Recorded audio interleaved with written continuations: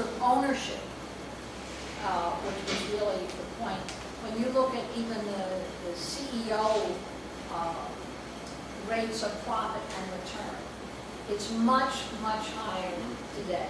In past periods of history, the difference between the rich and the poor, it might be a lord and noble would have 5 times or 10 times the wealth of a poor servant. Because it was just, we were talking about actually a very small amount of surplus and the struggle over who gets it. And there was never enough. Today, on this planet, we could feed the whole planet many times over, provide for everyone. There's literally the resources to do that. The U.S. alone would feed the planet, but so could Africa, and so could many parts of the world. There's now the productive, the agricultural, the technical possibilities to solve human hunger. Whole books and studies have been written on this. When did we reach that point?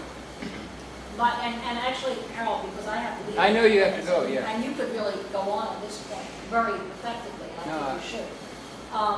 But when surplus, really a world surplus existed, but the problem is, who owns it? Who owns it? And more, the gap between the richest and the poorest. Today, a CEO will take as profit about 10,000 times what an average worker is making, who might be earning 10 times as much as a worker in India or the Philippines. So this enormous gap, or a worker in a U.S. prison earning 23 cents an hour. The gap between that and a unionized worker with a benefit plan, the difference between 23 cents an hour and $23, and then several $1 million that a CEO is pocketing, those gaps are just enormous. And yet in a world where there's enough for everyone. So it is a distribution system that is so far out of whack. And the biggest problem is there's every effort to enforce this through military means.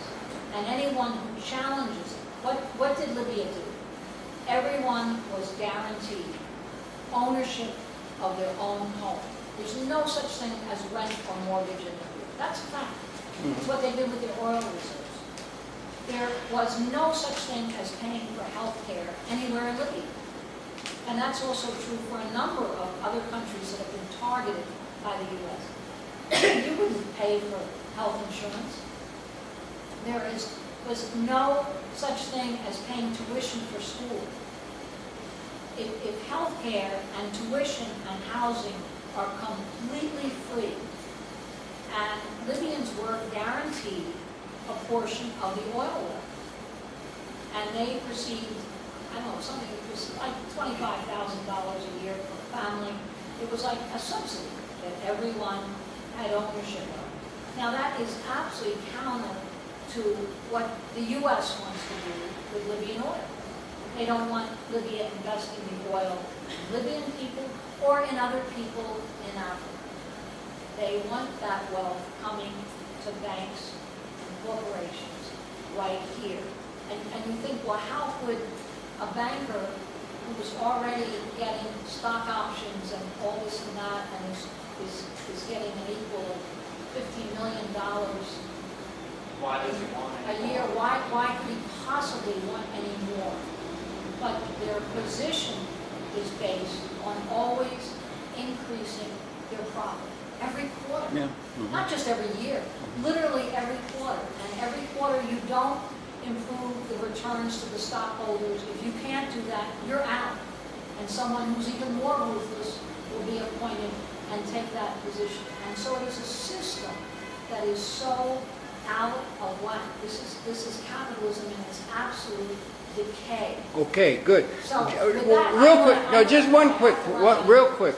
I'm otherwise going to Is it? miss my train, so I beg your pardon? She's going to miss her train. Oh, you don't want to miss your train. Okay. So Well, I was just going to say, where's it all heading? In Libya, you had a private sector, and they had the ownership of the capital assets distributed democratically in order to get demand to meet the supply.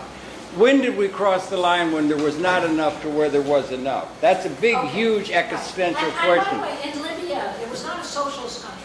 It was social. There was social ownership of the major forms of wealth. There were also some wealthy capitalists, people who had fancy cars, people who had resources, whatnot. But the bottom line was everyone was guaranteed a certain level of more than healthy survival. And that... Yeah, governmentally. So we're like going to war because we don't believe in Libya's... Well, the average person here, actually, more than 60% of the population in the U.S., every poll they do is against this war. Even if they don't know where Libya is, which a lot of people don't even, they could not find it on a map. That's how bad the educational system is in the U.S. But nevertheless, they're against U.S. wars. They instinctively know it's against their interests. They're not for looting other countries. And the average person in the U.S. has nothing to do with this war. It's fought at the push of a button. It's fought by young men and women who, because they can't get a college education, because they have no way of gaining a skill to sign up for the military.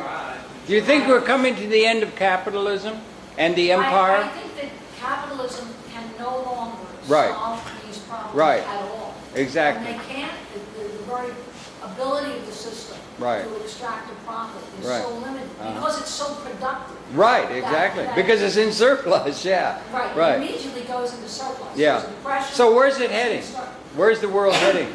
If we're coming to the end of capitalism, which runs the world Well, now, what do hopefully- we see 10 years Okay. out? It's heading to the train. Right. I'm You got to heading catch a train. Right. You have to somebody keep it going. No, let it Come on, give it a break. Okay, let me just say that it all depends on what kind of people's movement we can build here.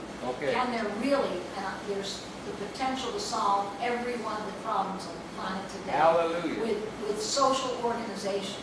It's like if you were depending on a lightning bolt for electricity, or can you plan Yeah. electric production? Right. We can plan to solve the problems of this whole planet if we could take it out of the hands of a very small class that own it, that dominate it, and that are willing to use any weapon to destroy it. So, Well, that's well said. Well said. Don't miss your train. Don't miss your train. How can we get in contact with her? What are